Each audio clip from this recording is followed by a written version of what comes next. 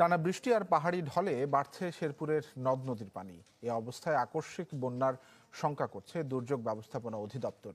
গেল রাতে ভারী বর্ষণে জেলার বিভিন্ন এলাকায় জলাবদ্ধতা দেখা দেয়। দুর্যোগ ব্যবস্থাপনা অধিদপ্তর সতর্ক বার্তায় জানিয়েছে ২০ মে পর্যন্ত নিচু এলাকা প্লাবিত হতে পারে, যার ফলে জনজীবন ও কৃষি হুমকির মুখে পড়তে পারে। তাই ৮০ ভাগ পেকে যাওয়া ধান দ্রুত কেটে উঁচু স্থানে রাখার পরামর্শ দিয়েছে জেলা কৃষি বিভাগ। ঝুঁকিপূর্ণ এলাকায় মাইকিং করে স্বেচ্ছাসেবী সংগঠনগুলোকে প্রস্তুত থাকবার আহ্বান জানিয়েছে প্রশাসন।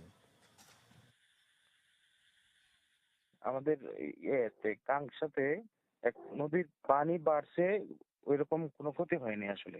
যে ৮-১০টা গ্রাম প্লাবিত হয়ে গেছে এই ধরনের, মানে এটা তো ঠিক না আসলে। দর্শক, এই বিষয়ে কথা বলবো। শেরপুর থেকে আমার সঙ্গে সবশেষ তথ্য নিয়ে যুক্ত হয়েছেন সহকর্মী ইমরান হাসান রাব্বি।